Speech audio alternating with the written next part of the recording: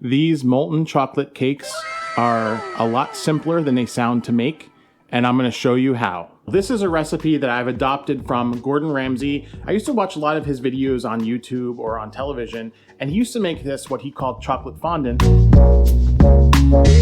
Let's jump into everything that you need to make this recipe. As far as the ingredients, it's very simple. It's actually just like 4 or 5 things. I have some dark chocolate.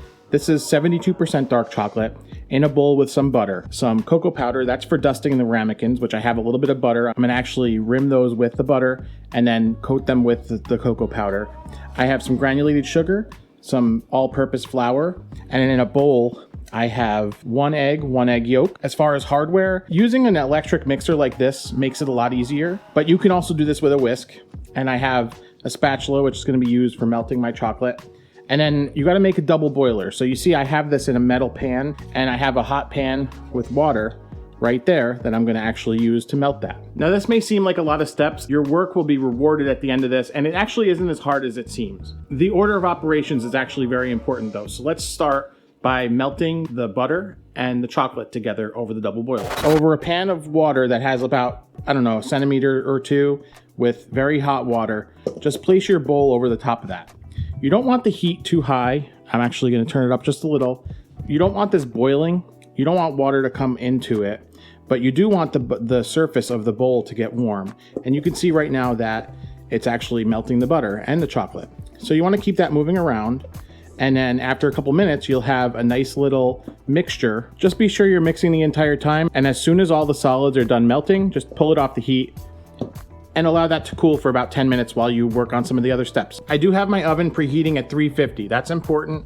If you have a convection oven, you want to actually just use a regular bake without the fan. We have to grease up these ramekins and then dust it with cocoa powder.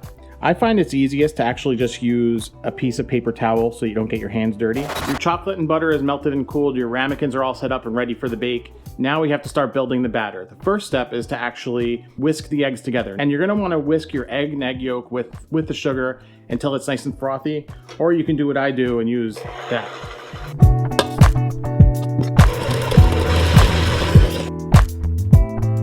Basically, you want to beat that until it's almost colorless and it's worked in a lot of air and the sugar's incorporated nicely. Next, what we'll do is incorporate our cooled chocolate and butter mixture.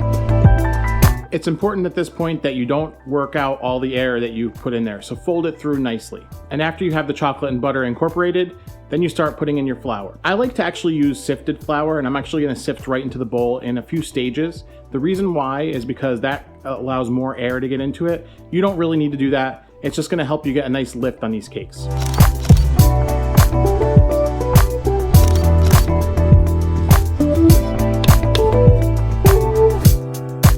At this stage, it should resemble brownie batter. I mean, that's basically what you made. You could actually be completely diabolical and add stuff like cayenne pepper. You know we like hot stuff on the channel here. Or you could add a little pinch of cinnamon, kind of lift out a little bit of flavor. I have something I'm gonna actually add to the top of this. We're gonna go in the spicy route, but in a completely unexpected way. But anyway, what you need to do next is actually divide this batter among your ramekins. Now I greased 2 ramekins. You don't wanna overfill them because they're actually gonna lift a little bit and you don't want them to kind of souffle out into your oven.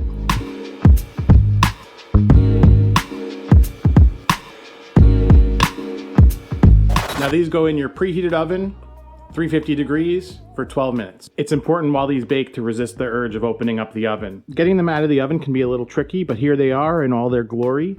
You could see these probably were just a little bit overfilled because they came up over the lip. It's gonna make it a little difficult to get them out of there, but I think we're gonna be okay.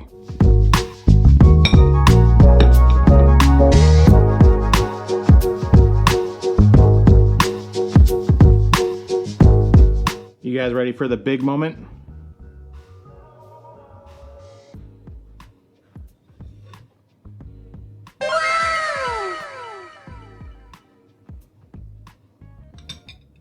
Now you're gonna think I'm totally crazy, but I'm gonna hit this with a little bit of chili crisp, which we have a local company that's called Hot Crispy Oil. So I'm gonna actually use a little bit of this on it. I'm sure if Gordon Ramsay was watching this right now on TikTok like he does, he'd probably be yelling and screaming and ranting and raving, but you know what?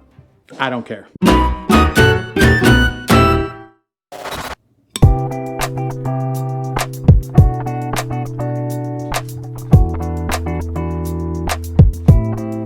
Wow, absolutely amazing.